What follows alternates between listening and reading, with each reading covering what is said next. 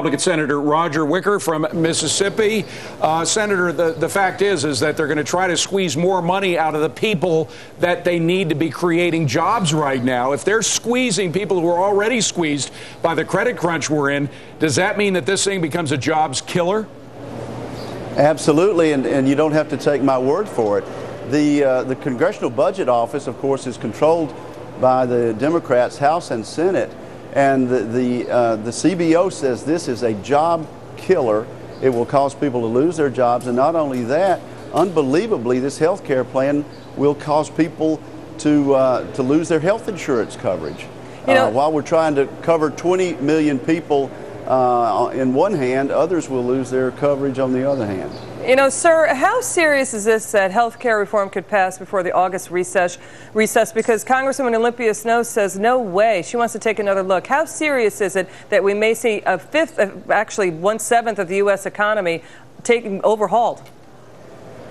I think it's very doubtful, and if other senators and House members are like me, their phones are ringing off the wall. We can hardly answer the phone from people calling saying, be careful with this. Listen to the voices not only of the right, but of the center and the political left.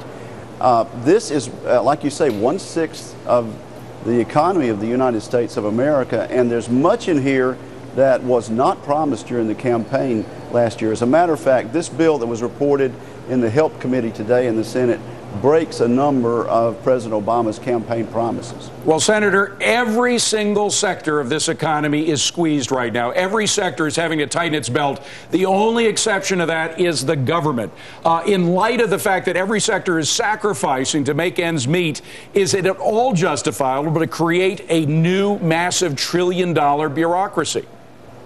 It is not justifiable, and we're seeing a pattern here that we've seen since the Democrats came to office with supermajorities in January and since the inauguration of President Obama.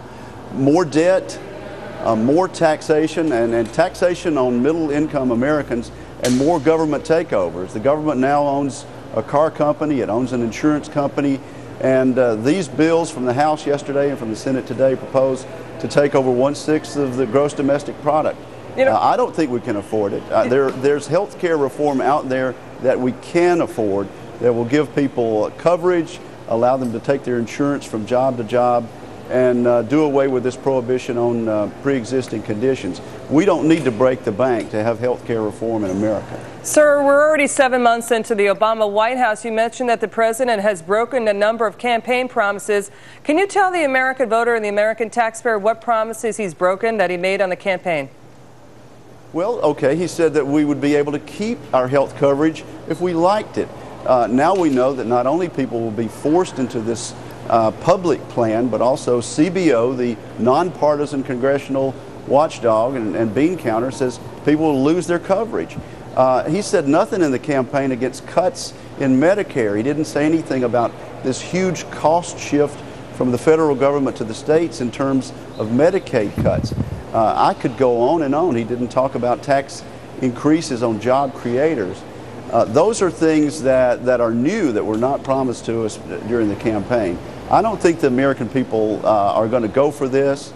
I think the fact that Olympia Snowe, someone who likes to be bipartisan and who likes to be careful about avoiding excessive partisanship, I think the fact that she is alarmed at the amount of money we're spending, I think the fact that General Colin Powell has come forward and said we're trying to do too much, too quick, I think those sorts of comments are beginning to resonate in the public, and also they reflect a lot of public alarm over what is being proposed. Republican Senator Roger Wicker from Mississippi. Thank you very much, Senator, for being here. Appreciate it. Thank you, sir. And here is a look at what's still ahead today on Bulls and Bears.